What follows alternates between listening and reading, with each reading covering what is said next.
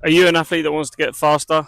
Here are 5 quick and easy drills that don't require any equipment for you to up your speed. Okay, so the first drill is max effort broad jumps. With broad jumps, we're working on that extension of the hip and the extension of the knee, translating into speed like we would running. Okay, so for the broad jump, we're going to start off bending down like this, bending at the knees and the hips. We're going to extend our hips and the knees at the same time as far as you can and land. So it's going to look like this.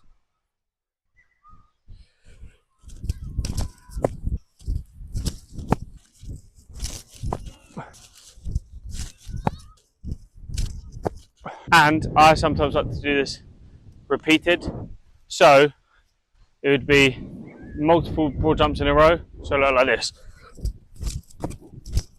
That way, we're preparing the body to absorb force and then generate force, also using the SSC, which is the stretch shortening cycle.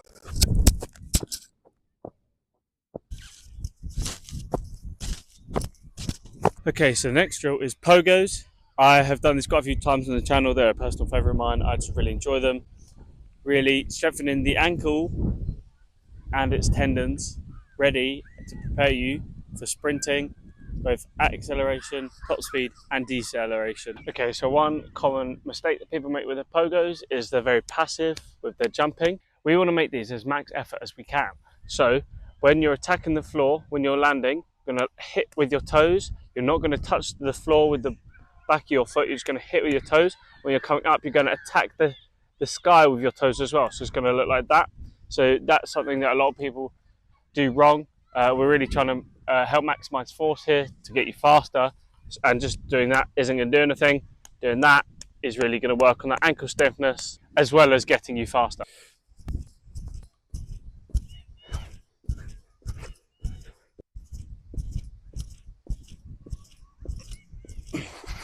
Subscribe please, it means more than you think.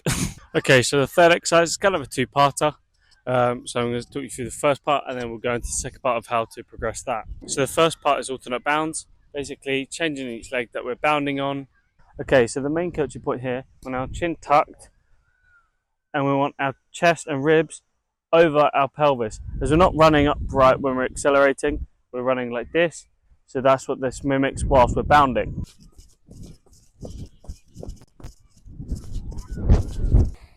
So with these bounds, we're really trying to get as far as possible between each bound.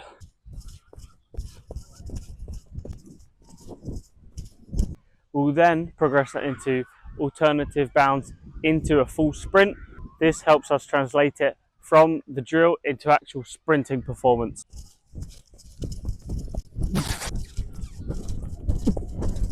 Okay, so the next drill is 2 points.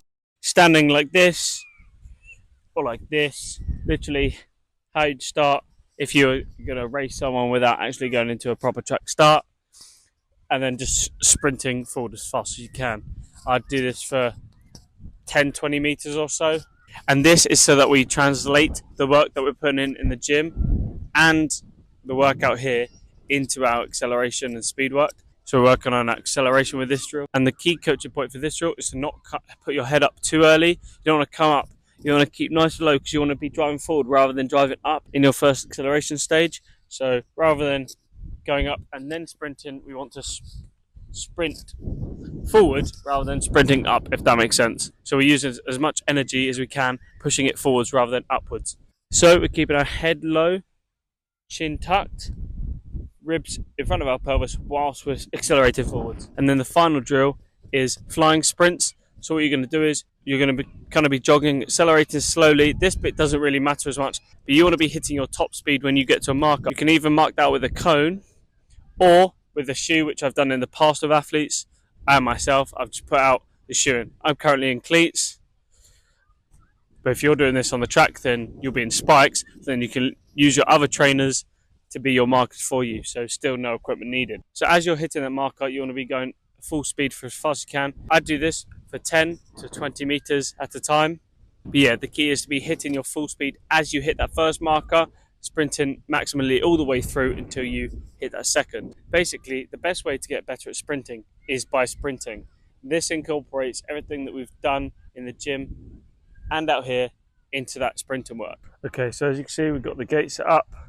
both gates. So I'm going to be sprinting and then hit top speed there, and then all the way through to there. So I'm going to be running. Should be hitting my top speed around here, so that way I'm going into the gates and my top speed, maintaining all of that until I've gone through the orange gate. So I'm not slowing down before I get there, but I'm slowing down once I've gone through there.